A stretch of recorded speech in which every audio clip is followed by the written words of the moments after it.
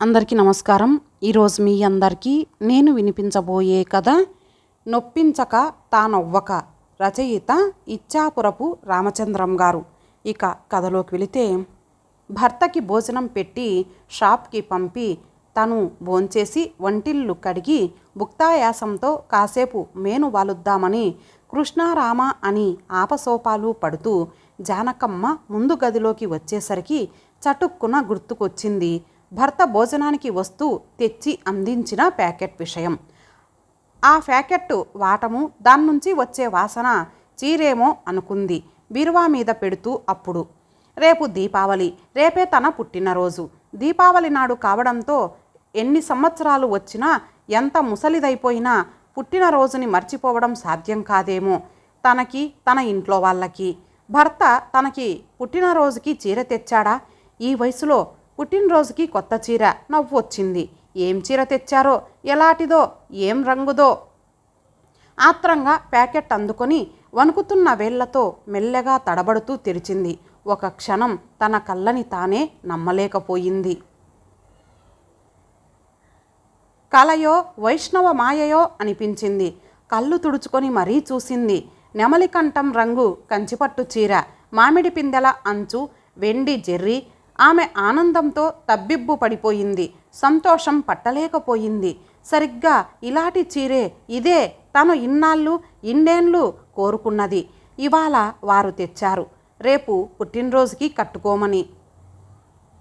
ఈ చీర కోసం తను సిగ్గు విడిచి ఎన్నిసార్లో అడిగింది వారిని, లెక్కలేనన్నిసార్లు.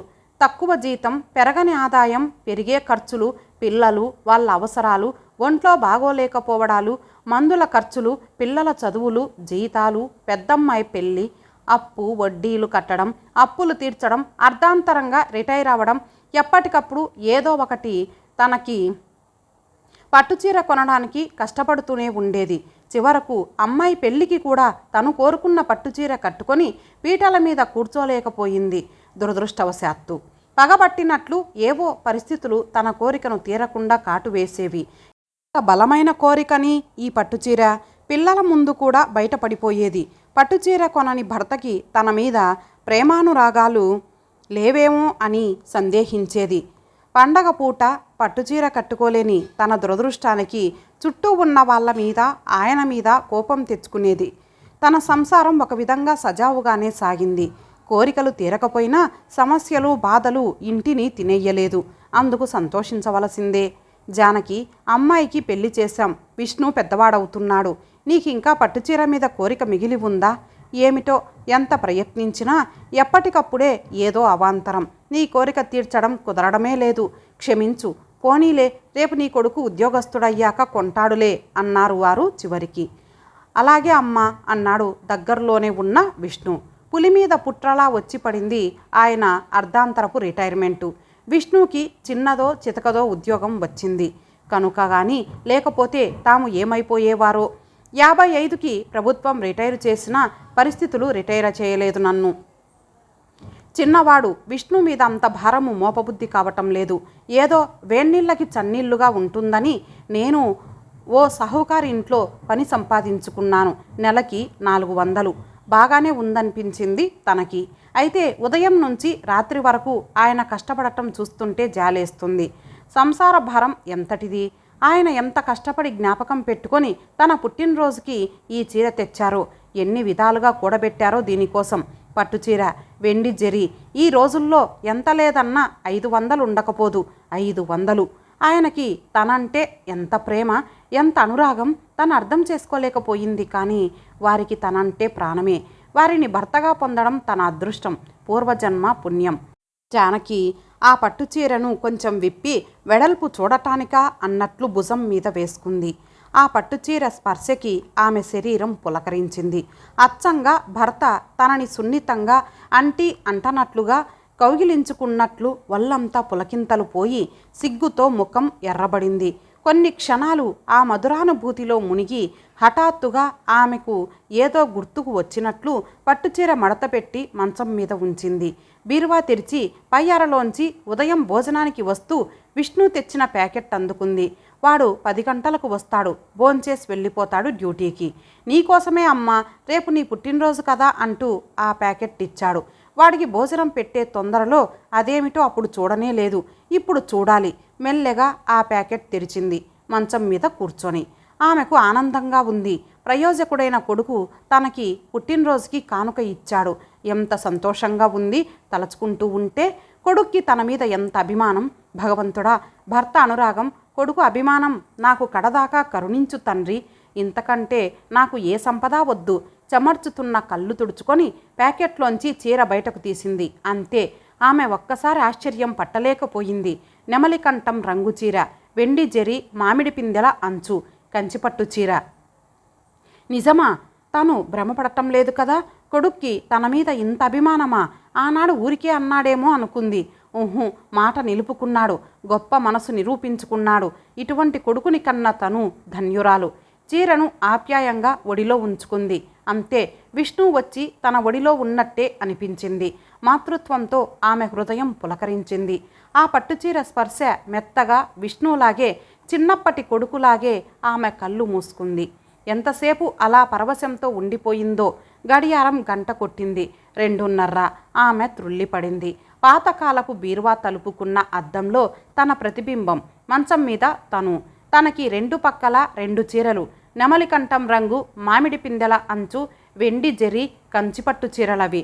2 బింబ ప్రతిబింబాల్లా ఉన్నాయి. ఒకటి భర్త అనురాగంతో ఇచ్చినది, రెండోది కొడుకు అభిమానంతో తెచ్చినది.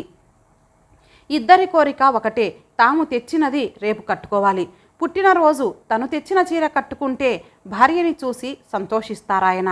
ఇప్పటికైనా భార్య కోరికను తీర్చగలిగానన్న తృప్తి, గర్వం లభిస్తాయి వారికి.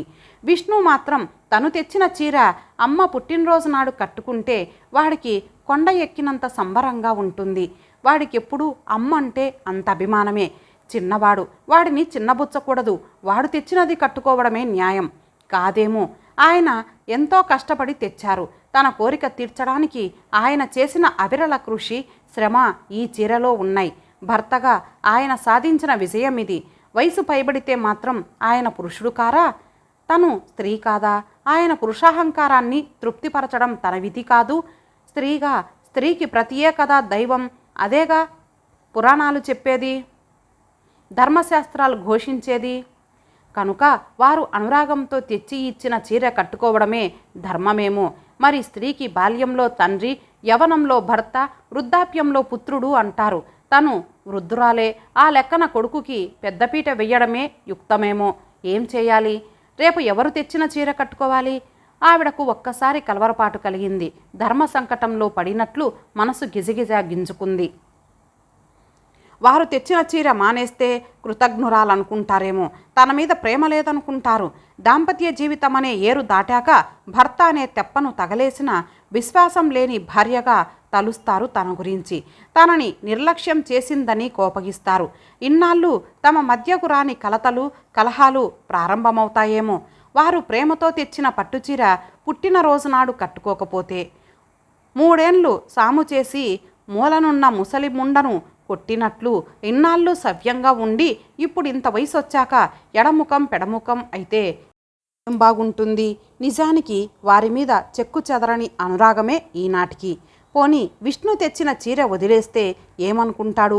అమ్మకు ఇంత వయసు వచ్చినా భర్త మీద తప్ప తన మీద కొంచెమైనా అభిమానము, ప్రేమ, విలువ లేవనుకుంటాడు. అసలే చిన్నవాడు. తొందరపాటుతో ఎలాగైనా ప్రవర్తించవచ్చు. ఆవేశమే తప్ప ఆలోచన తక్కువ కావడం వాడి విషయంలో ఆ వయసు దృష్ట్యా సమంజసము, సమర్థనీయము కూడా. తక్కువ జీతమే అయినా వాడెంతో కష్టపడి కూడబెట్టి కొన్న చీరను తను వాడు చెప్పిన సందర్భంలో కట్టుకోకపోతే వాడికి కోపం రావడంలో తప్పేముంది? ఈ కోపం తర్వాత కూడా ఉంటే రేపు తను వాడి మీదే ఆధారపడి ఉండాలి. అప్పుడు పరిస్థితులేమీ బాగుండవు. దేవుడా, ఎటువంటి విషమ పరిస్థితి తెచ్చిపెట్టావు? ముందు నుయ్యి వెనక గొయ్యి అన్నట్లు చేశావు నా పరిస్థితిని. మళ్ళీ ఆలోచనల సంఘర్షణకి లోనైందామె. విష్ణు ఇచ్చిన చీర కట్టుకోవడమే సబబేమో. రేపు కొత్త చీర కట్టుకుంటే, పట్టుచీర, కంచిపట్టు చీర కట్టుకుంటే ఇరుగు పొరుగు ఆరాలు తీయక మానరు. ఎంత, ఎక్కడ కొన్నారు, ఎవరు తెచ్చారు అంటూ అడక్క మానరు. మొగుడు కొన్నాడంటే మురుపే కానీ ఈ వయసులో అలా చెప్పుకొని మురిసిపోతే నలుగురు ముఖం మీదే నవ్విపోతారు. నిజానికి ఈ వయసులో కొడుకు కొన్నాడంటేనే గొప్ప. అవును, లోకం తీరుని బట్టి ఆలోచించినా విష్ణు తెచ్చిన చీర కట్టుకోవడమే ధర్మం. జానకమ్మకి ఒక క్షణం పాటు సమస్య పరిష్కారమైపోయినట్లు, మనసు తేలికపడినట్లు అనిపించింది. కళ్ళు మూసుకొని నడుం వాలుద్దామనుకుంది. శరీరాన్ని పడక మీదకు చేర్చిందో లేదో మళ్ళీ ఆలోచనలు. జానకి ప్రేమగా పిలుపు. ఆ కంఠం వారిదే. ఆ గొంతులో ఎంత ప్రేమ, ఎంత అనురాగం. ఈ వయసులో కూడా వారికి తన మీద చాలా ప్రేమ. నిజమైన అనురాగం వయసు మల్లాక ఉండేదే అంటారు. తను చాలా ధన్యజీవి. ఆ పట్టుచీర వెనుక నీపై నాకు గల అనురాగం, ప్రేమ అన్నీ ఉన్నాయి. నా హృదయం ఉంది. ఆనాడు కొనలేకపోయినా ఈనాడైనా కొనగలుగుతున్నానని నేనెంత సంబరపడ్డానో. నువ్వు కోరుకున్న పట్టుచీర తీసుకుంటూ అదే నువ్వు కట్టుకో. లేకపోతే నా అనురాగానికి, ప్రేమకి తీరని ద్రోహం చేసినట్టే. హెచ్చరిస్తున్నట్లు, ప్రాధేయపడుతున్నట్లు, లాలిస్తున్నట్లు, అర్థిస్తున్నట్లు కూడా ఉంది ఆయన కంఠస్వరం. ఆమె తడబడిపోయింది. భ్రమను నిజమనుకొని అలాగేనండి తప్పకుండా అంది బయటికే. ఆమె మనసు ఆ క్షణానికి తేలికైనట్లు అనిపించినా మరుక్షణం మళ్ళీ కొడుక్కి అన్యాయం చేస్తున్నానేమో అనిపించింది.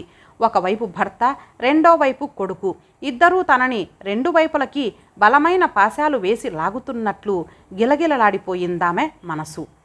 చెరో కొత్త చీర, తాము కొన్న కొత్త కంచిపట్టు చీరలు, నెమలికంఠం రంగు, మామిడి పిందెలాంచు, వెండి జరీవి తన పీకకి బిగించి రెండు వైపులా లాగుతున్నట్లు, ఊపిరాడక ఉక్కిరిబిక్కిరవుతున్నట్లు ఆ క్షణాల్లో ఆమెకు అనిపించింది. మనిషి దాహంతోనే కాదు, నీళ్లు ఎక్కువైనా తక్కువ బాధపడడు. తాగడానికి నీరు లేకపోయినా చావే, వరద ముంచెత్తినా చావే. ఆలోచనలు, సంఘర్షణ. రెండు కొత్త చీరల్లో ఏది కట్టుకోవడం, రెండింటిలో ఏది మానేయడం? భర్త, కొడుక, అనురాగమా, అభిమానమా, గతమా, భవిష్యత్తా? ఏ ఒక్కటి తేలడం లేదు, తెగడం లేదు. కాలం మాత్రం గడిచిపోతోంది. ఆమె కళ్ళ వెంట నీళ్లు వచ్చేస్తున్నాయి. నిద్ర రావడం లేదు. రెండు పట్టుచీరలు.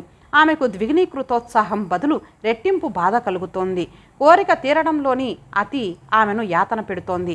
ఇంతకంటే ఇద్దరూ చీర తేకపోతేనే బాగుండేది అనుకుంటోంది. రెండు చీరలలో ఎవరు తెచ్చింది కట్టుకోవాలి అన్నదే విషమ సమస్య అయిపోయింది. చిక్కువీడని ముడి అయ్యింది ఆమె పాలిటికి. జటిలమై బాధిస్తోంది. ఎంత ఆలోచించినా ఎటూ తేలలేదు. ఏ ఒడ్డు చేరలేదు ఆమె ఆలోచనల నావ. ఎంతసేపు అలా బాధపడిందో. చివరకు గోడమీద వెంకటేశ్వరుడు ఎదురుగా నవ్వుతూ ఆమె చేతులు జోడించింది. తండ్రి, నువ్వే నన్ను ఈ కష్టం నుంచి గట్టు ఎక్కించగల సమర్థుడవు. దయామయ్య, ఆపద్బాంధవ, నా సమస్యను నువ్వే పరిష్కారం చేయాలి అంటూ రెండు చేతులు జోడించి కళ్ళు మూసుకుంది భక్తిగా. క్షణాలు, నిమిషాలు నిశ్శబ్దంగా. అమ్మ జానకమ్మ గారు అంట్లెయ్యరు. పని మనిషి కేక. త్రుళ్ళిపడి సర్దుకొని రెండు చీరలు హడావిడిగా బీరువాలో పెట్టేసి తడబడుతూ వెళ్ళి అంట్లు పడేసింది తోమడానికి. ఏమిటమ్మా అలా ఉన్నారు? ఏమీ లేదే, నిద్ర పట్టబోతుంటే పిలిచావు, నిద్ర కలతబారి అని ముందు గదిలోకి వచ్చేసింది. ఇప్పుడైనా ఓ కునుకు తీయాలని ఆమె సంకల్పం. లేకపోతే ఒళ్ళు స్వాధీనం కాదు. భోజనమయ్యాక ఓ కునుకు ఏనాటి నుంచో అలవాటు. మంచం మీద కూర్చోబోయేసరికి దృష్టి అప్రయత్నంగానే బీరువా మీద పడింది. ఏదో శక్తి ఆవహించినట్లు బీరువా తెరిచి రెండు చీరలను తెచ్చి పక్కన పెట్టింది. ఒక చీరను తీసి భుజం మీద వేసుకుంది. ఏ భావమూ కలగలేదు. మొదటిసారిలా ఇది విష్ణు తెచ్చిందేమో అనుకుంటూ ఒడిలో వేసుకుంది. అయినా ఏ అనుభూతి కలగలేదు. ఆమె చాలా ఆశ్చర్యపడుతూ రెండో చీరను భుజం మీద ఒడిలోనూ మార్చి మార్చి వేసుకుంది. అయినా ఏమీ అనిపించలేదు. విచిత్రంగా రెండింటినీ చేతుల్లోకి తీసుకొని పట్టి పట్టి చూసింది. ఎంత చూసినా, శల్య పరీక్ష చేసినా ఏది ఎవరు తెచ్చారో తేలడం లేదు. రెండూ ఒకే రకం చీరలు. రంగు, అంచు, జరీ, నాణ్యత, ఖరీదు, చివరకు దుకాణం కూడా ఒకటే. ఇద్దరూ ఒకే రకం చీరలు కొన్నారు. ఒకరికి తెలియకుండా ఒకరు కొని ఉంటారు. తెలిస్తే ఇలా ఎందుకు చేస్తారు? అవును, తన కోరికను బహాటంగానే చెప్పేది. నెమలికంఠం రంగు, మామిడి పిందెల అంచు, వెండి జరీ అలా వర్ణించి మరీ చెప్పేది. ఖరీదైన పట్టుచీరలు కనుక వాటిలో తేడాలు ఉండవేమో. ఆ రంగులో, ఆ అంచువి అన్నీ ఒకేలా ఉంటాయేమో. అందుకే అన్ని విధాలా ఒకే రకం చీరలు రెండు వచ్చాయన్నమాట. మరి రేపు ఎవరిచ్చినది కట్టుకోవాలి? ఒక్క క్షణం ఊయలూగింది మనసు. అంతలోనే ఆలోచన. రేపు తను ఈ రెండింటిలోనూ ఏది కట్టుకున్నా అది ఎవరు తెచ్చారో తనకే తెలియదు. రెండూ అలా కలిసిపోయాయి. ఏ చీర ఎవరు తెచ్చారో తన ఆడకళ్ళే పోల్చుకోలేకపోతే మగ కళ్ళు ఎలా పసిగట్టగలవు? ఒక్కసారి ఆమె పెదవుల మీదకు చిరునవ్వు వచ్చింది. కళ్ళల్లోకి వెలుగు, ముఖంలోకి సమస్య తీరిన ప్రశాంతత వచ్చాయి. హృదయంలో అలజడి, ఆందోళన, బాధ తొలగాయి. మనసు మబ్బువీడిన ఆకాశంలా నిర్మలమైంది. ఆమెలో ఊహలు ప్రారంభమయ్యాయి, కలలు చెలరేగాయి. రేపు తను తలంటు పోసుకుంటుంది, తెల్లవారుజామునే. తర్వాత కొత్త చీర రెండింటిలోనూ ఏదో ఒకటి తీసి కట్టుకుంటుంది. అప్పటికే భర్త లేస్తారు. వెళ్ళి వారికి పాదాభివందనం చేస్తుంది. ఆ పట్టుచీర తను తెచ్చినదే అనుకుంటూ అపరిమితానందంతో, ప్రేమాభిమానాలతో తనని లేవనెత్తి ఆప్యాయంగా కౌగిట్లోకి తీసుకుంటారు. ఆయన కళ్ళల్లో సంతృప్తి, సంతోషం, గర్వం. తను మెల్లగా వారి నుంచి విడిపించుకొని వంటింట్లోకి వెళ్ళి కాఫీ తయారు చేస్తుంది. అప్పటికి విష్ణు కూడా లేస్తాడు. కాఫీ కోసం ఎదురు చూస్తుంటాడు. తను చక్కని కాఫీ పట్టుకొని వాడి గదిలోకి వెళ్తుంది. వాడు తన చీరని చూస్తాడు. తను కొన్నదే అనుకుంటాడు, గర్వపడతాడు. చీర చాలా బాగుంది విష్ణు అంటుంది తను. వాడు పొంగిపోతాడు, అభిమానంగా చూస్తాడు తన వైపు. ఊహల్లోని ఆ దృశ్యాలు రెండూ ఎంతో బాగా హాయిగా ఉన్నాయి జానకికి. ఆమె మనసుకి హాయిగానే ఉంది. అవును, ఇందులో తన తప్పేమీ లేదు. పొరపాటున చీరలు రెండూ కలిసిపోయాయి. ఆ పొరపాటే తన సమస్య పరిష్కారానికి తోవ చూపింది. ఈ పరిష్కారం వల్ల తను బాధపడనక్కర్లేదు. ఆత్మ వంచన చేసుకోకుండానే అటు వారిని, ఇటు విష్ణువుని కూడా సంతోషపెట్టవచ్చు. నొప్పించక తానవ్వక ఇంత చక్కని మార్గాన్ని ఆ దేవుడు ఏడుకొండలవాడే సూచించాడేమో తనకి. ఆమెకి హాయిగా నిద్రపట్టింది. ఇంతటితో ఈ కథ సమాప్తం. మరలా మరొక మంచి కథతో కలుద్దాం. అంతవరకు సెలవు. నమస్తే.